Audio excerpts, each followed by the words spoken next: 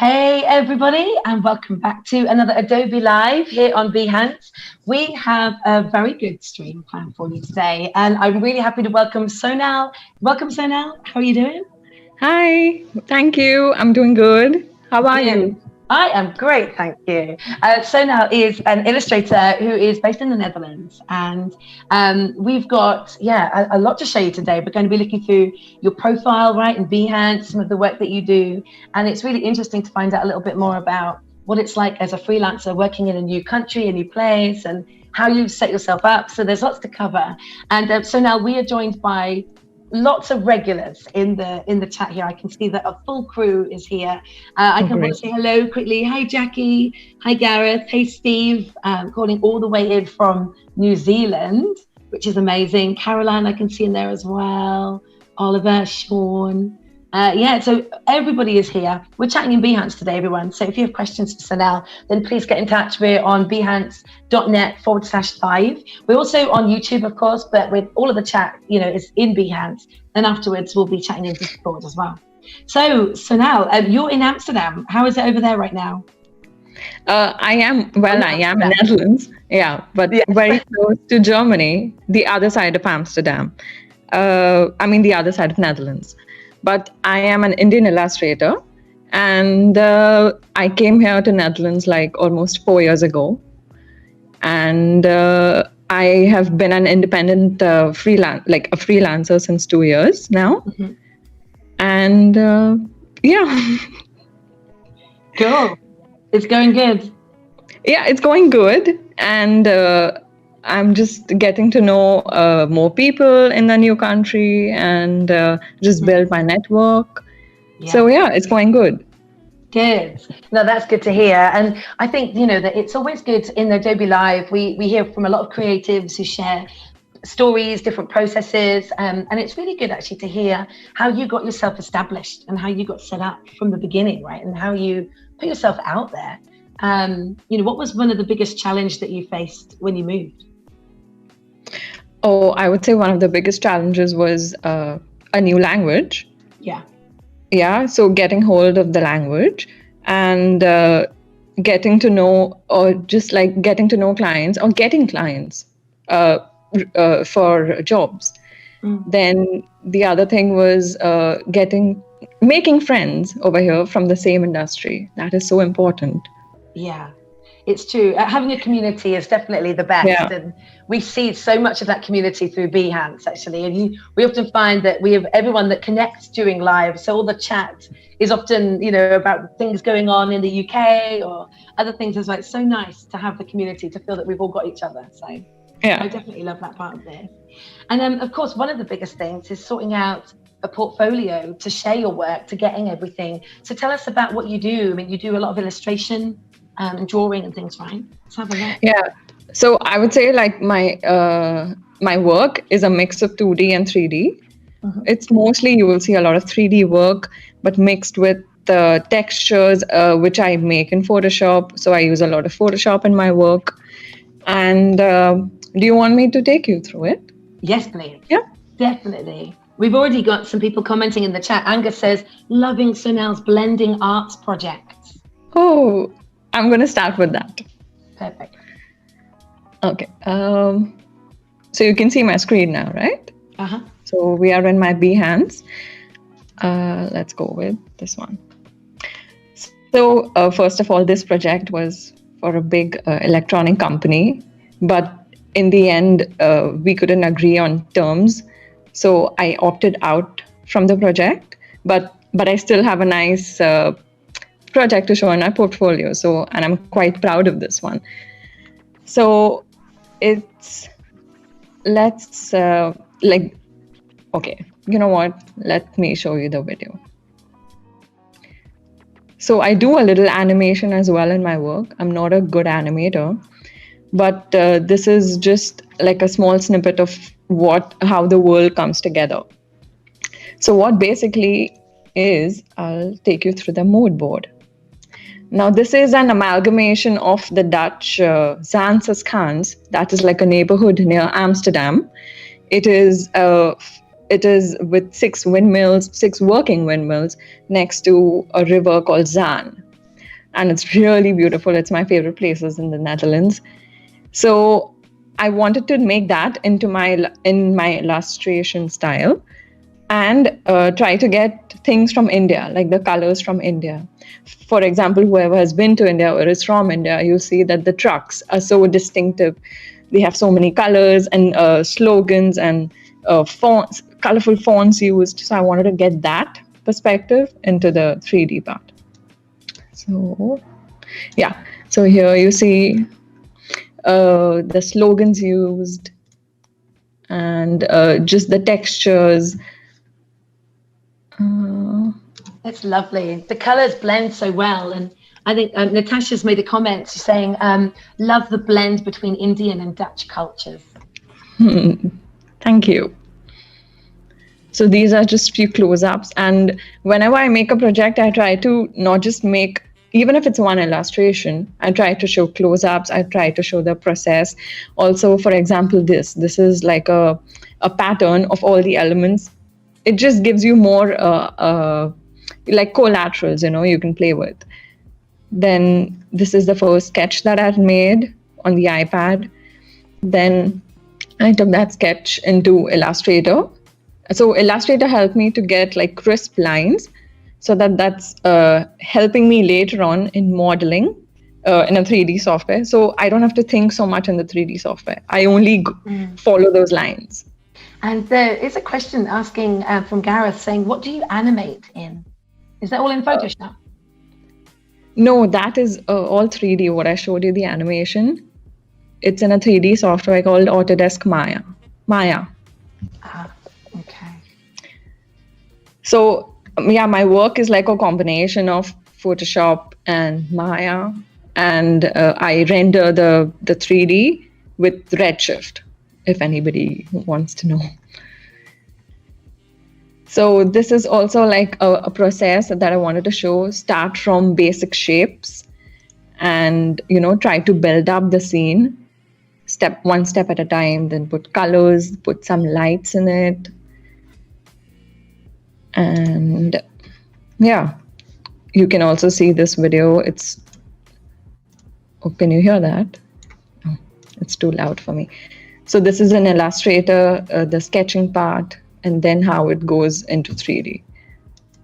Just now, this is 3D. Nice. I always have you get the idea. Yeah. Oh, it looks really good. And where did you learn how to do this and use this technique? Was this something that you had at university or self-taught? Yeah, how do you know? Yeah, no, I studied 3D, like 3D direction for 3 years during my master's. So I am actually I did a bachelor's in computer science because that's what every Indian does. I think, sorry for the stereotype, but it's true. And then after that, I wanted to be in the creative field. And then I did my master's in India for 3 years. So it was an intensive course. And we studied right from ideation to like post-processing. And I also made like 2 short films during that time for my graduation film and a solo film as well, all in 3D. So yeah, that's how I get all this. Wow. And there is a question from Gareth says, so Sonal is using the vectors from Illustrator to extrude shapes from in 3D. Is that right? You could say extrude, but I'm literally like modeling them from scratch. I'm only using the Illustrator part as a reference, like just to see like a design. Yeah. Sure. Yeah, like a template in the back. Yeah. Yeah. Oh, cool. Nice. Yeah, everyone's loving your work, by the way. Thank you. It's really good. You want to see something else? Yes, please. Okay, I'll take you to my Instagram. I would like to show you these 3. So this year, starting of the year in January, I got this amazing opportunity to work for Microsoft Build.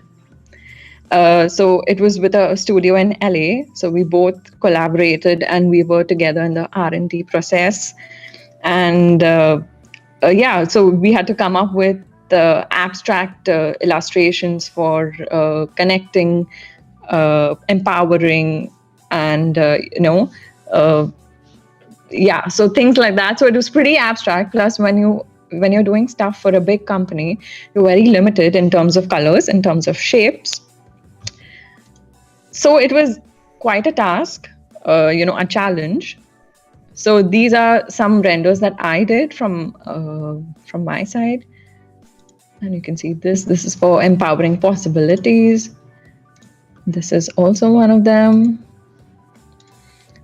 And this I particularly love because this is like showing ingredients of what we used in the illustrations, what went behind it. So if you see the 2D part, that was given to us by the client, and how we translated those 2D lines into 3D, like a 3-dimensional shape. Right. Yeah, it's really good. And you can tell with Microsoft, they've got their theme colors, and they're very particular about, I'm sure that it was an ironclad brief, right? Of exactly what they needed. Yeah. Oh, but sadly, because of COVID, the whole theme that they were going for had to change, because they wanted to be make it more collaborative. So they used something else in the end. That's fine. But then, I got to explore all this. That's so good. And what have you been doing? During COVID, we've obviously had lockdown everywhere. I'm not quite sure about the Netherlands and their lockdown, but how's it been? Have you been doing a lot of creative projects? Have you been busy working or working on personal stuff? Yeah, working on personal stuff, doing a lot of collaborations with 2D artists. So I love translating something which is in 2D into 3D. So I did a little bit of that, just a little bit working on my website and things like that. But yeah, I've kept myself sort of busy. Yeah, sure. And a lot of our creatives have shared that during lockdown, they've been really revisiting old projects with a new light on them, shining a new light, and really building on their portfolios. And as you mentioned, moving to a new country, having yourself set up. How do you plan your portfolio? Because you're showing Instagram now. Is that what you normally lead with? Do you normally go with Behance? I think I've got most of my work from Instagram and Behance. Yeah. So I try to really concentrate on these two and try to, like when I make a project, if I'm making like an illustration, I make it in a group, like a group of 4 to 5 illustrations. And then I go into the mock-ups, how on a computer screen the illustration will look, so that the client gets an idea, okay, we can use this on our website or, on a product or something like that. So that really helps the client to think how it's going to look. For example, when I was talking about translation from 2D to 3D, I can actually show you on my website. So this is a project for the biggest online cycling platform in Netherlands, because Netherlands is full of bikers on the cycle. So this is a project where we needed to create an illustration system to show the benefits of becoming a member. So I have already collaborated with this artist called Calvin Sprague before. So this was a second collaboration, but for a client. So he made these 2D illustrations, which I kind of like translated into my, like from my perspective, how would it look? So these are the work in progress, the render trials. And then we came up with this. Like these are the final renders. So I think it's quite cool to see something from 2D translated to 3D. It really does. And Steve mentions here, as a cyclist, that looks amazing. Yeah, really great. Thanks. It is good. And do you ever use the 3D, like we have Dimension in Adobe? Do you use that for 3D work, or do you really build upon your 2D to 3D in the process that you use in Illustrator? Oh, sorry, I didn't quite understand the question. Oh, sorry. So we've got a product, I know in Adobe, called Dimension, which builds in 3D. So do you find, have you ever used that, or you stick with what you know?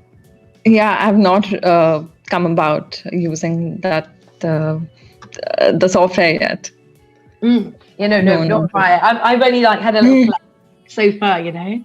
But I see a lot of good work being done on Dimension. People sharing it, and it's I think it's a very great and a simple way to show your products, right? Yeah, no, definitely.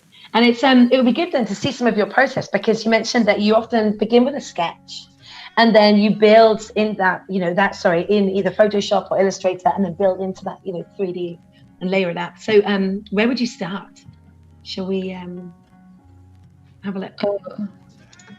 Okay, for example, what? Like I already showed you in the blending arts, how that started from a 2D sketch. In this one, how it started from a 2D sketch to this. So this is all 3D right now. And would you like to see my process, how I draw and how it goes forward? So I think, so there's a few questions for you about your process actually in the chat. So let's go there. Natasha says, how important is Illustrator and Photoshop in your design process? Oh, I think I spend most of the time in these softwares to get the composition right. Because if you have a good composition as your base, then it starts growing into 3D, right? So the composition phase is important in these 2D softwares. Yeah. And Palkanch says, what do you think of 3D illustrations as they're becoming more popular? And what's the future for 3D? The future is bright. I see. I think, I see a lot of new illustrators coming up with, who are graphic designers, who are turning into 3D, making their work into 3D now. I see a lot of that. So it's just going to go even further. And that's a good thing. Oh, totally. And do you have any of this artwork on your walls at home? Do you have any of this kind of printed out?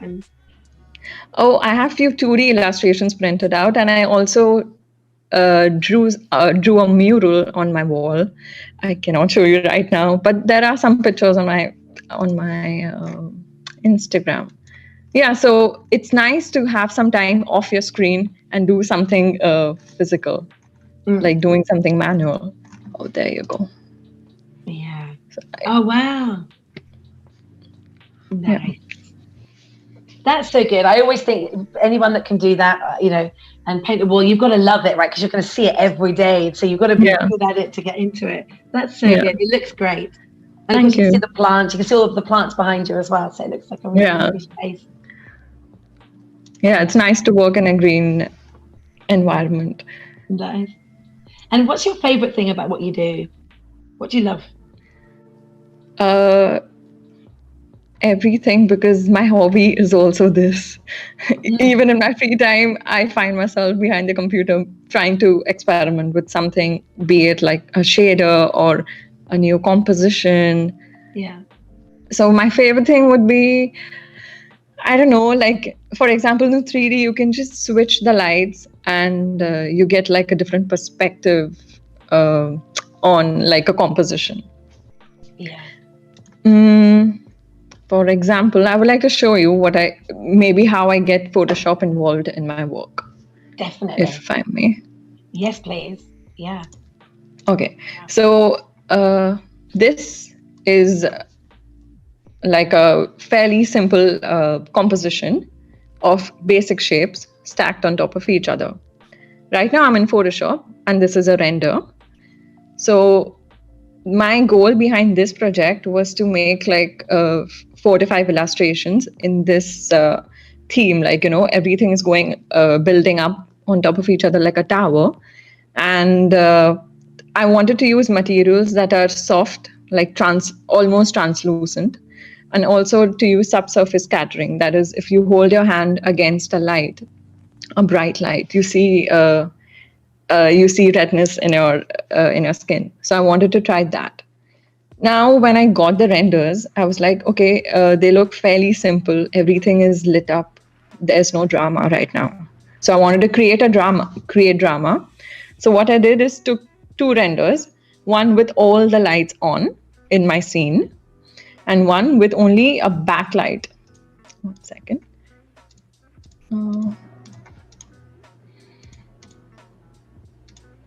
Oops. Yeah. One, if you can see here, only the backlight is on.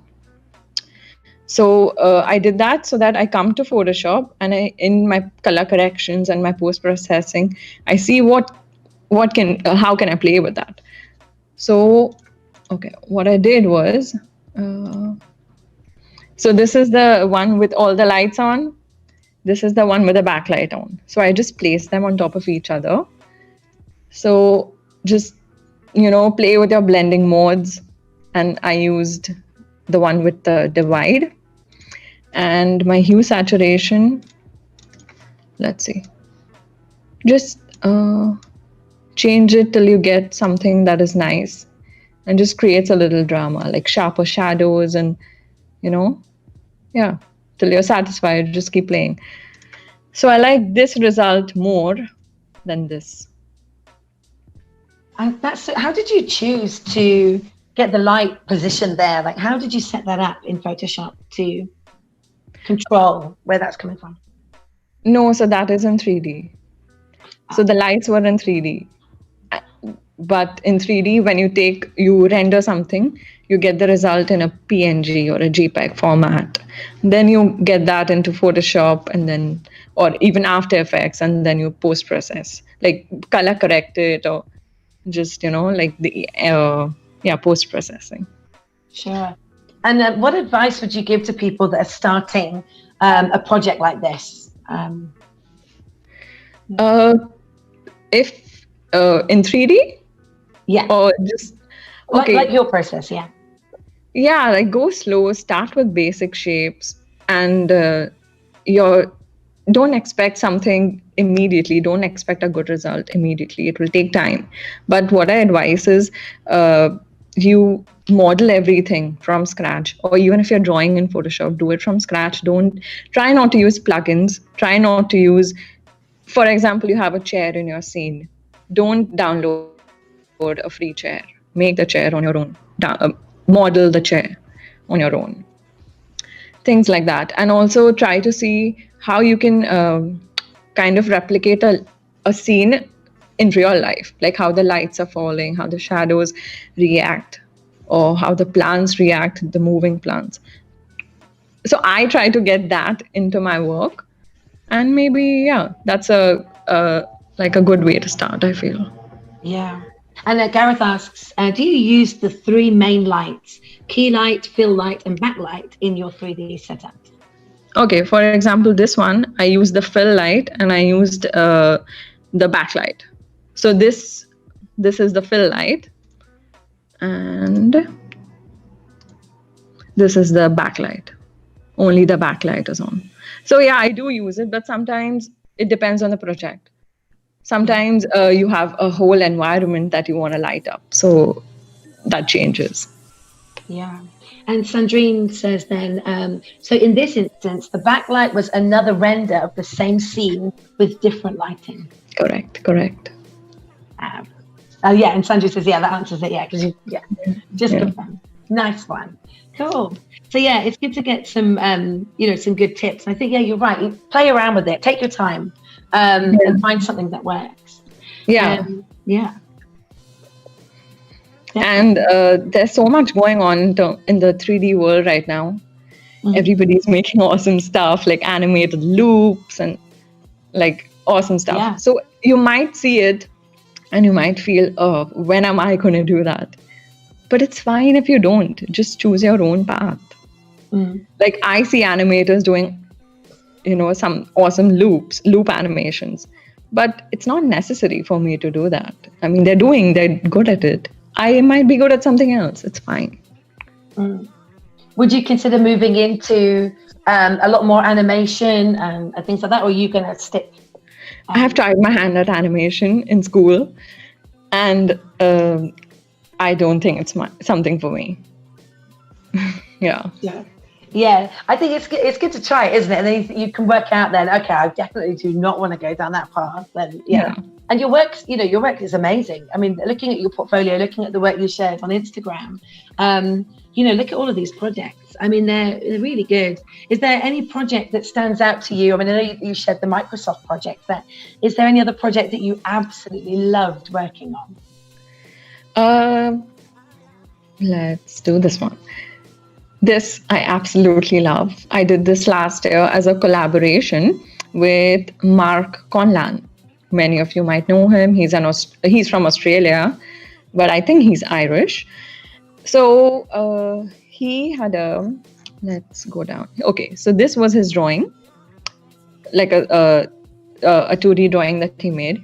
And we just got into a conversation about how he wanted to see his designs into 3D. And I was really fond of his work. So I was like, okay, maybe do you want to collaborate? And that started the conversation. And then do I have a process here? Yeah. So then I started with the characters first, the character modeling, and then putting everything into a scene. If you see this, the characters are there, but the background is empty. So then I started to add like something happening in the background. But if you see here, there's too much happening in the background and you don't concentrate on the characters. It's just too much happening. So then this is also like a work in progress where I muted the background. And also one good thing about this, according to me, is that when everything is in one color, all the shapes automatically stand out. And you get to see all the details. So that it's a simple composition, but it's one of my favorite compositions. Yeah. And you've used this in the banner, I think, at the top of Behance as well, right? You can see that across the top. Yes. Yeah. Yeah, it is good. And you're right, with the same color, because you can see all of the light just hitting it, so you can actually see all of those models stand out, even though they're in the same color. It's something you wouldn't normally. Yeah. And the light falling on it is like a sunset light. So it has this orangish tint and with blue. Yeah. Comes out. Nice. I can imagine that pattern on like a cushion or on a, you can imagine that being, everywhere. Yeah, something like this. Yeah. Perfect.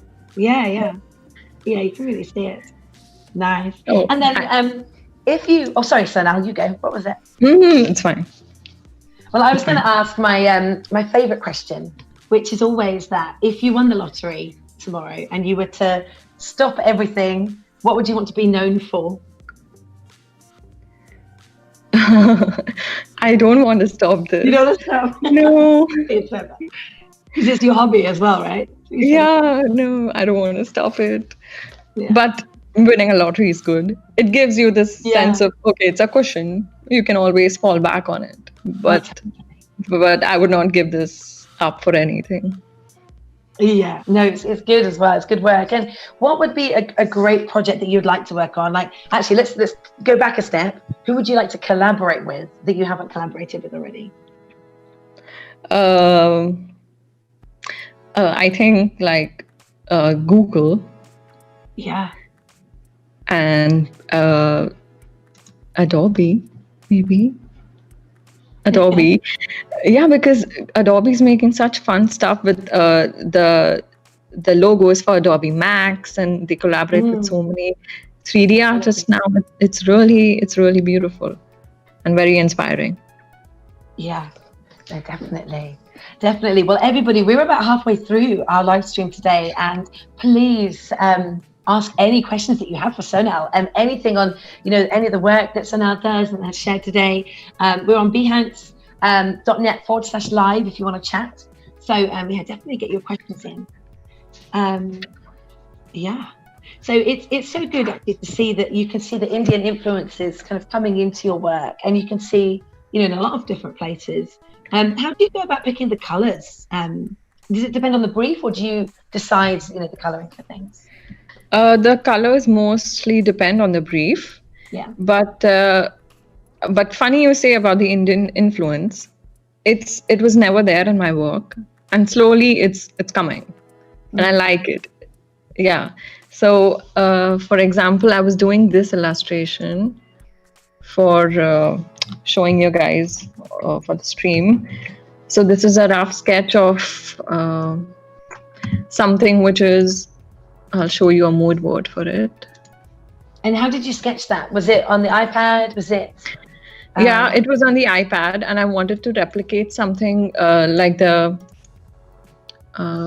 this. I wanted to replicate, if you go to India, you see a lot of patterns and colors. So I wanted to replicate, this is, you can see this door in Jaipur in the west of India. So I wanted to get that feeling in this illustration. So I started with the iPad, yes, doing a rough sketch. And then, this is in Photoshop, just making the lines crisp. And then comes coloring it. And maybe in the future, I might turn this into a 3D illustration as well. Great. And how would you go about like coloring it? I mean, is this a simple, are you doing all of this by hand? Are you? Yeah, I am doing it by hand. Now, for example, you can see this colored. I'm trying to not use the bucket tool. I haven't used the bucket tool. I'm just coloring it so that you just get to see the grains, small grains and irregularities. That is what I like in my work. Something which shows that it's made by hand. Yeah, Gareth says lovely colors. And Sandrine says that's beautiful. Very true. Natasha asks, where do you get your inspiration from for your personal portfolio project? I get inspiration from other artists for sure. And when I see their work, I feel, okay, that's a nice client to work with, if they worked. And then if the client is, for example, working for like a product or something. So I try to make a project on my own. For example, a product design or something with an Indian ethnic background to it. Because I feel like you should make, if you're making a personal project, you should make it so that you want to get paid for it later on when a client sees it and says, hey, I want something like that in my work. And other inspiration I feel is just when you walk around, just take a bike in the forest and you just feel good. Even if you're stressed, you just go take a bike, you come back and you have a different mood, and that really helps.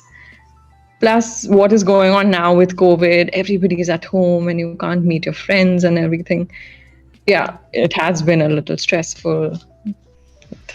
Yeah, definitely. What can you do? I know, right? And I know at the beginning of our conversation today, we were talking about how you moved to the Netherlands and set up there. Dixon asked, please tell me about how you started in this. So, yeah. Okay. So I moved here because I was dating a Dutch man, and now we're married. We're married since 2 years. And I moved here 4 years ago. So the first 2 years, I was really trying to figure out myself what I wanted to do. And I was also working for a game as a 3D artist that time. And then just 2 years ago, I said, okay, you know what? I want to go independent. And I could do that here in the Netherlands. The process to become an independent artist was fairly simple. And but what comes after that, how to have your own style and et cetera, that is difficult. So first I started with a web shop. I sold I still sell like greeting cards and Christmas cards and the postcards, because that's like a really big thing in Netherlands. They love sending postcards. And so everything is done by hand or by in Photoshop, for example. So after that, I was like, and 3D was on a backseat that time. And then I felt, all this nice 3D work coming online. And then I was really inspired by that. So I took up 3D again and I started to make my own, putting my voice out there. I wouldn't say style, because my style really changes from one project to the other. If you've seen, there is no, it doesn't look the same always. It changes. And I like that because I want to experiment more. So that happened. And once you start putting up more work, you get noticed on, for example, Instagram or Behance. And if you get a Behance badge, it really helps you to get your work out there and get exposed and then get a client. Yeah. Yeah, it's true that That you is, do need that kind of business head, right? As you said, like everything that you're working on, all you always want it to maybe be paid work in the future. So yeah. that's really good mindset. Yeah, no, that is good. And there's Anika says, as someone who is starting out in graphic designing, I find it hard to expand my reach. Would you have any recommendations to reach more people? Okay, so you can, one second, buy this book, Freelance Manifesto. It's by Joey Korenman, or just buy any freelance book, read it, try to put yourself out there. The book also says that you have to send emails, but very casual emails. Okay, I am really bad at sending emails to clients or to studios. So I am also getting there. But I feel you shouldn't be scared. You should just be confident of your work and keep creating more. And Definitely. You can always tell if somebody's so passionate about something, about their work. If there's a project that they've loved, they should lead with that, right? And there's a lot of chat in there, a lot of chat today talking about, a potential business, how to make a business out of being creative, right? So that's definitely a stream that we can pick up on in the future for sure. Yeah. But, yeah, no, definitely. And your work, this illustration is just amazing. And it's really good that you spotted that need in the Netherlands, that postcards are popular there. And that's a really, they love that. So you're filling that need, right? Yeah. I mean, there are really beautiful artists here who also make a lot of postcards. I'm just one of them. But I would say that I was not standing out that time. But now I feel like there are very few women 3D artists, for example, in Netherlands. So I'm proud to say that I'm one of them. So that is a smaller niche, you could say. And so I'm proud to say, I fit into that. That's so good. Yeah, no, it is good. And you have some great work. I think we can share your Instagram in the chat. I think Tim's got that you can put in the chat for us today. And the work that you have in there is so great. And talk to me a little bit about the Stay Home project that you've got there. Okay. This started when we were in lockdown here in the Netherlands.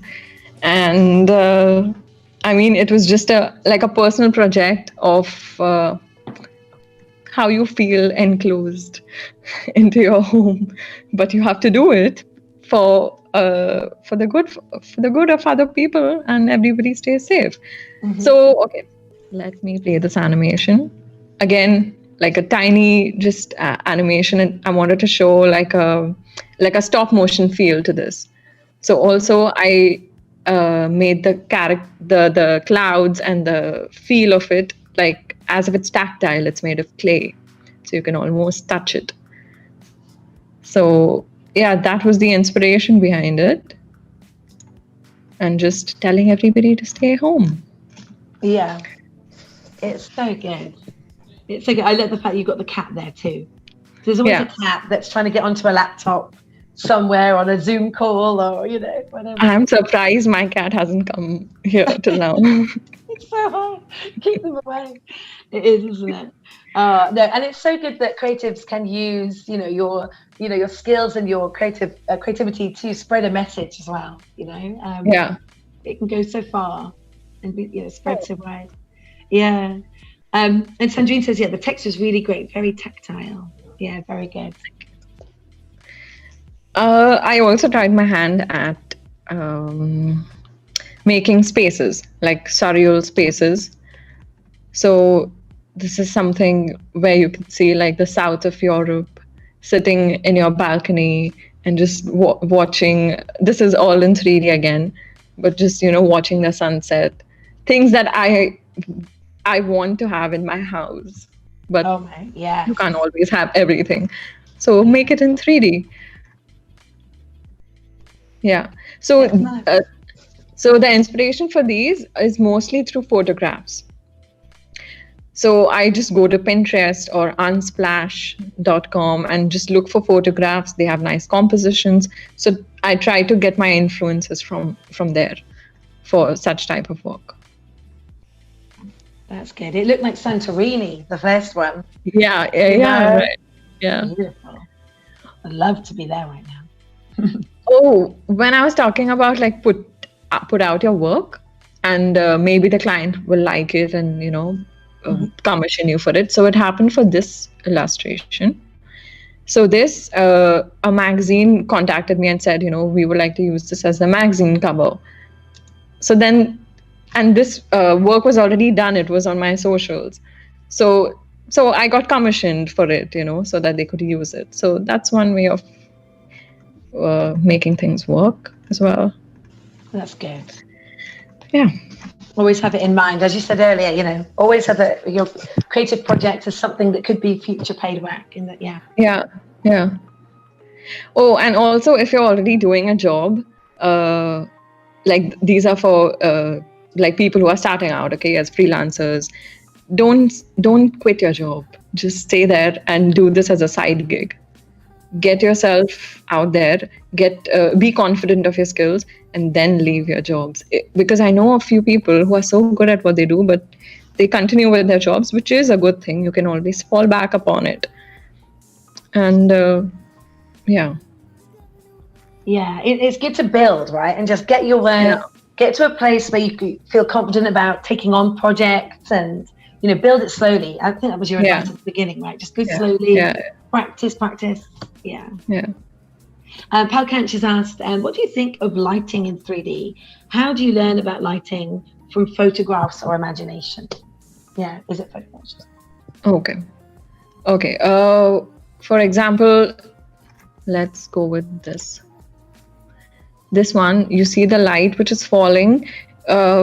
I don't know if you know about this. It is an HDRI light. So it's a globe, but it has a picture on it of a landscape. And that landscape was of a sunset. So that is why when you put that light in 3D, you get colors of a sunset. Orange colors, orange hues. So that is what I use. In fact, in this illustration, I only used one light, the HDRI environment light. And that did all the work for me. So you don't have to have like millions of lights in a scene. One light is sufficient if it does the job. And you mentioned that you don't use plugins, right? This is all just from the tools that you have available. Yeah.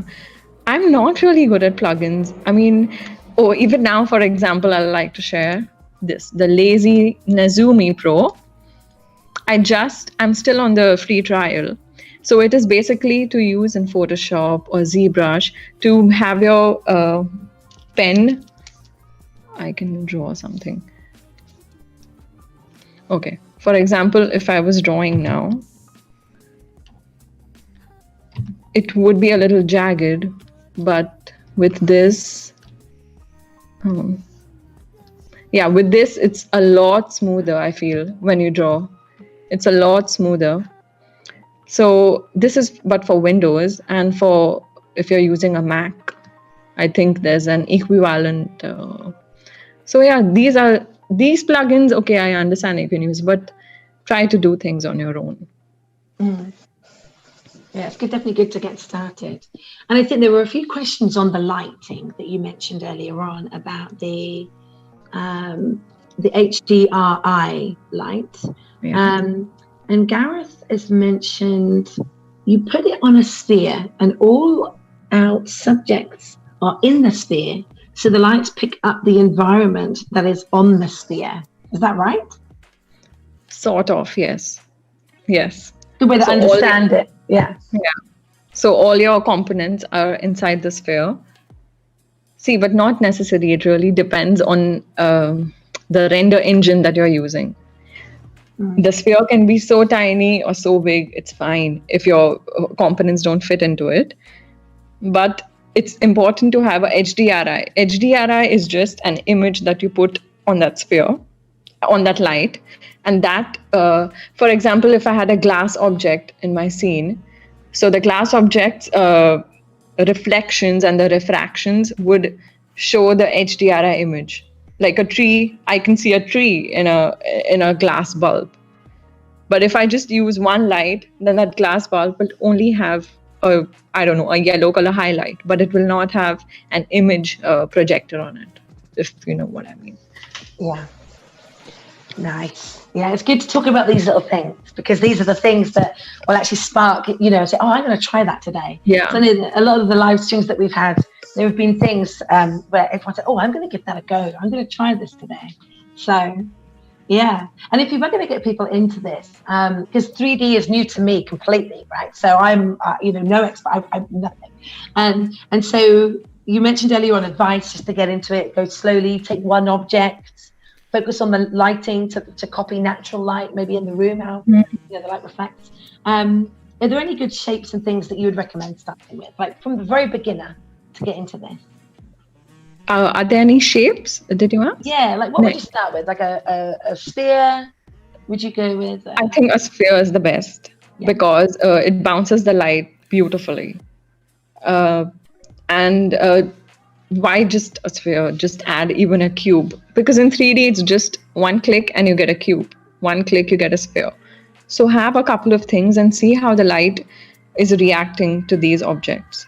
Or the other way around, how are the objects reacting to the light? And what else could I say? Like play with a lot of materials. Go with the presets, but also try to create materials on your own from scratch, because then that will teach you more about the components, the attributes of certain. I know I'm getting too technical, but it will just teach you more. Just try to do it on your own. And also there are so many free softwares now. I mean, you can start with Adobe Dimension, you can start with Blender, which is free. And build up from there. It doesn't matter which 3D software you use. I get so many questions about which one should I start with. It's fine, I can get the same result in Maya, which somebody can get in Cinema 4D. Yeah. Or Blender, it's fine. But I'm used to using Maya for so many years. So I'm sticking to that. Oh yeah, definitely. And it's all about preference, actually. That's one thing I've learned from being on the Adobe Lives and from everyone I've spoken to. It's everyone has a different preference, different technique. Yeah. And what's a big no-no? Like, what would you say avoid doing with this type of work? Avoid copying somebody's work, I think. Just blatantly copying, and then calling it your own. Yeah. That is a big no. That's never good, of course. Sonal mentioned, here we go. So Jackie mentioned in the chat that Sonal, you mentioned a Behance badge, and I was wondering what it was. I'm talking about this. For example, you do some good work and the moderators of Behance think, we can put this work on the front page of Behance. So you get this illustration badge. So this way you get more views and just, you're there on the main page of Behance. That's nice. I guess they email you, right, to confirm that they're doing that. So that must have been email. It's such a nice email to get it in your inbox, always. Yeah. It makes my day. Nice. I'm glad you confirmed that, because there's a few people that were asking this in the chat saying, what's a badge? Immediately, what's a badge? Badge. So, no, that's so good. No, it's good to know. Good to know. Good. Oh, everyone's saying where? It's the gold. See, if I hover over my thumbnail, you can see it over here. Yeah. Some people get it for Photoshop, for motion design. I got it for digital art, if you see it. So I got featured in digital art. Yeah. Nice. Yeah, I think it's just creating that good work, getting it on your profile, and just pushing yourself out there to make sure you get your views. And then, and then of course things like this can happen, right? And then you can get a badge and do those things. It's so good. Also, you can. It's also nice to just answer questions for people if they have a doubt. Just guide them. Yeah. It will take you just few minutes, but do it. Because Yeah, that is important. And speaking of questions, we have 10 minutes to go. So if anyone has any more questions for Sonal, please just get in touch. Let us know. What's next for you then, Sonal? Like what are you excited to be working on next? Well, right now I'm waiting on few clients to get back. Like maybe there's a watch project in the making. Like a client has a watch, and I like need to create a beautiful background for it. So there are a few things lined up. Let's see.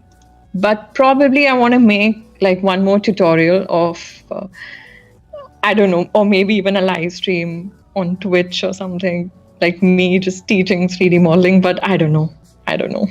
Maybe. It's a great time for it. It really is. Yeah, exactly. Yeah. I definitely think you've got some great work here that people will definitely want to follow and see your process. Definitely. I would. But I also have a masterclass on Motion Design School where I teach how to make. Oh, here it is. How to make. One second. How I translated this 2D illustration into a 3D space.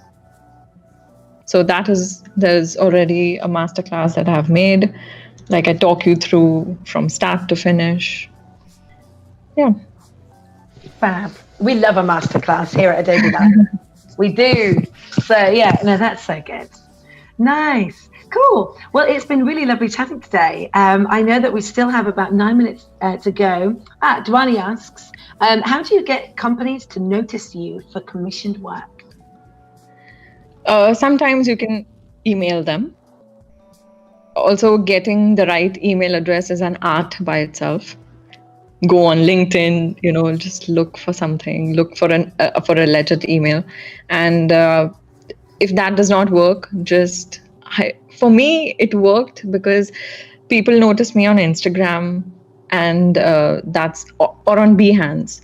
So that is how I got my work, most of my work. Mm. So yeah, that's my path. Yeah, no, that's good. And Palkanch asks, how do you get real colors in 3D? Because after you render in 3D, the colors come out a little boring. Most of the time, I go in Photoshop and I play with the hue and the saturation level. So you saturate it. So you have to touch it up a little in Photoshop. And it's okay if you have to do those things. I mean, a 3D render, basically, you don't have to put out your work as it comes from a 3D software. You have to touch it up. And Photoshop is great for that. You can change colors, just make something saturated, by a notch. Yeah, things like that. Yeah, that's good. Yeah, Photoshop's really handy for that, actually. No, definitely. Sure. I mean, it's been great chatting to you today, Sonal. Your work is amazing. It's so good to see. I mean, I love the banner, that blue, that collaboration that you did. Yeah, it looks really good. And I especially love how you've brought in that Indian influence into the designs that you have with the work in the net. Yeah. So, yeah. Thank you. It is really good. Well, we will be continuing the chat in Discord today, everybody. So if you want to carry on chatting, sharing your artwork, get into Discord. I think there's time for one last question here. It says from Hugo, how have you distinguished good clients for bad clients? That's a good question. Okay. Yes, I have an answer for that. A bad client. And another point that I want to tell everybody, especially freelancers, please read your contract. It might seem like 4 or 5 pages full of legal language. Read it.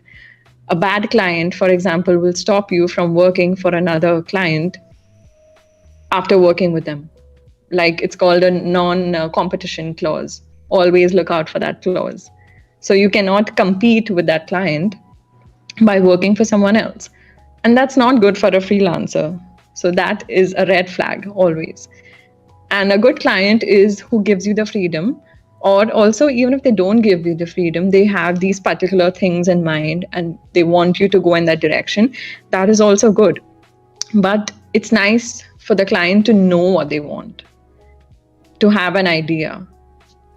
Because otherwise, as a freelancer, you feel, okay, maybe we can do this, this, and then it just gets a lot to deal with as an artist. So it's always nice to have a direction. Really good advice. You're right about the clause in the contract, though. I've seen that on like not creative work, but just in general work about competition with sales, but not on the creatives, because that could really stop you from working, right? That's harsh, very harsh. Cool. Well, really good advice. I really think that we need to get you back here on Behance on Adobe Live to run a masterclass covering some of the work. There's definitely been people asking for it in the chat today. I would love that. Everyone's been really complimenting, your work as well, saying that it really great work that you do. So as I said, it's been really lovely chatting to you today, Sonal. Yeah, me too. And please continue the chat in Discord, everybody. And we will be back same time tomorrow for the Tony Harmer Show with Tim. And I'm sure there'll be some mischief or something tomorrow. So yeah, we're always live, Behance from 12 to 1. So we'll see you all tomorrow. Thanks for joining, everyone. And thank you, Sonal. Thank you. So grateful. Thank you.